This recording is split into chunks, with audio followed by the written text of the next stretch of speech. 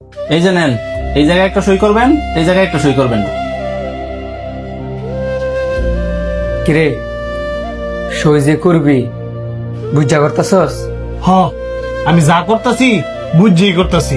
হেরে আমি আর রাখতাম না, হেরে এবার আমি ডিভোর্স দিয়েই ছাড়বো। আর তোরা লইছি তুই সাক্ষী দিবি।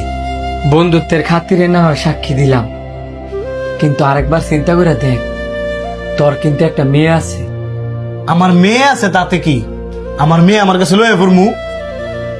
তোর মেয়ের মার তো 2 বছর, আর তুই তার মার কাছে থেকে তারে আলাদা করে দিবি? তার কি মা দরকার না? আমার মেয়ের যদি মা দরকার হয়, প্রয়োজন হইলে নতুন আরেকটা বিয়ে কইরা নতুন মাইনা দিমু, তারপরে হেরে রাখতাম না। ডিভোর্স তাইলে তুই দিয়ে দিবি? ডিভোর্স দেওয়ার আগে তাইলে আমার কটা কথা শোন, যে কথাগুলো আমি আজ পর্যন্ত কারো কাছে কই নাই। তোর আবার কি কথা ক? তুই যদি তোর বউরে ডিভোর্স দিয়া তোর মায়ের লেগে যদি আরেকটা মানুষ, তোর কি মনে হয় তোর এই নতুন বউ কি তোর মায়ের ওই মার মতো আদর করতে পারবো? অবশ্যই না।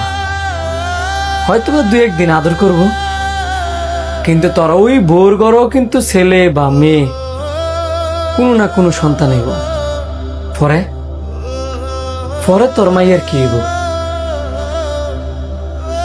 শোন, কোনো মেয়ে ওই নিজের সন্তান রাখিয়া সতীনী সন্তান রে নিজের সন্তানের মতো আদর যত্ন করে না। বন্ধু, তুই তোর বিষয়ে কি কথা কইতে নিছিলি হেডা ক। হেরে আর সাফাই গাইস না, কারণ হে অনেক খারাপ। আর প্রয়োজন হলে আমি বিয়ে করতাম না। আমার মায়ের আমি মা, আমি বাপ। আগে তো আমার কথাগুলো শুনবি। তাড়াতাড়ি ক। তুই মা তুই বাপ, যদি এরকমটা হইতো তাহলে আল্লাহ পাক তোরে ওই রকম ভাবে সৃষ্টি করতো। তুই তোর মায়ের যতই আদর করস না কি লিখা, তার মারও বাপ তুই কোনো দিন পূরণ করতে পারতি না। তেমনি তোর বউ তোর মায়ের যতই আদর করুক না কি লিখা, তার বাবারও বাপ তোর বউ জীবনও পূরণ করতে পারতো না। একটা সন্তানের বাবা যেমন প্রয়োজন, মাও তেমন প্রয়োজন। দোষ করলে তুই করছস, দোষ করলে তোর বউ করছি, কিন্তু তোর মায়েরা তো কোনো দোষ করে নাই।